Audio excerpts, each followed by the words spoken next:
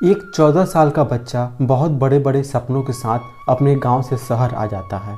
लेकिन उसके पास पैसे नहीं होते, पर सपने बहुत बड़े बड़े होते हैं कि एक दिन मैं बहुत बड़ा आदमी बनूंगा, बहुत बड़ा बिजनेस करूंगा। अब वो बच्चा बहुत मेहनत करता है, तरह तरह के काम करता है और 14 साल से उम्र हो जाती है 30 साल। अब 30 साल में जब वो आदमी पीछे मुड़कर देखता है तो उसे समझ आता है कि उसने कितनी मेहनत करी। आज 4-4 फैक्ट्री का मालिक है वो। अब उसे लगता है कि यह सही समय है शादी करने का, और वो शादी कर लेता है। शादी के 1 साल बाद उसका बच्चा हो जाता है।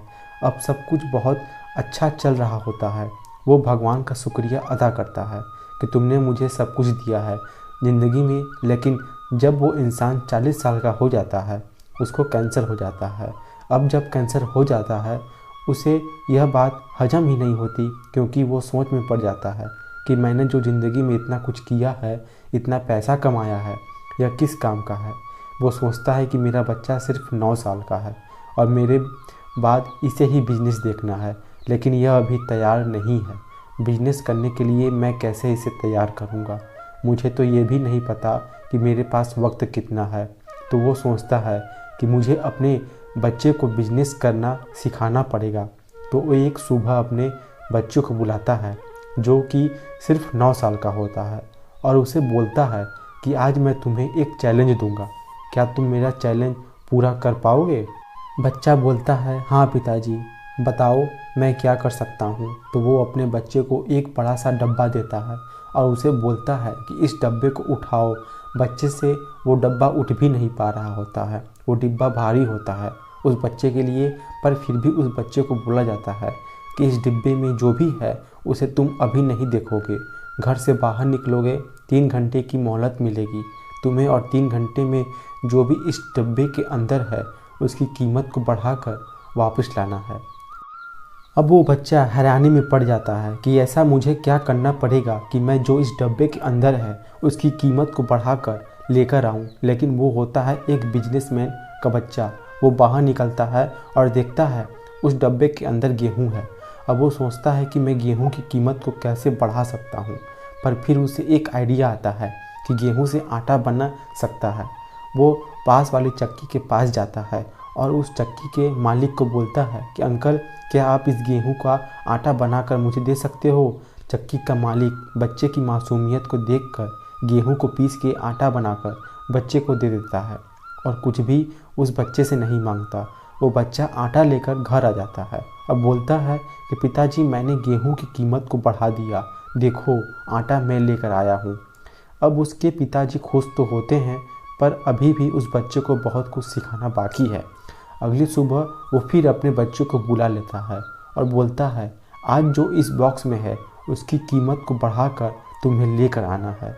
अब बच्चा बाहर निकलता है और देखता है कि उस डब्बे में वही आटा है जो वो कल पिसवा कर लेकर आया था। अब बच्चा दिमाग लगाता है कि अब मैं क्या करूं, अब मैं आटे की कीमत को कैसे बढ़ाऊं। उसको समझ आता है कि आटे से ब्रेड बन सकती है। तो वो पास वाली बेकरी के पास चला जाता है और बेकरी के मालिक से बोलता है कि मेरे पास आटा है, क्या आप इसकी ब्रेड बनाकर मुझे दे दोगे?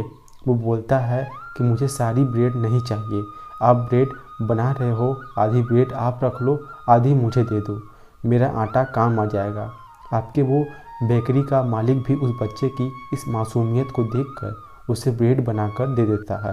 वो बच्चा वो आधी ब्रेड की पैकेट को घर ले आता है। अब ब्रेड के 8 पैकेट मिलते हैं उस बच्चे को।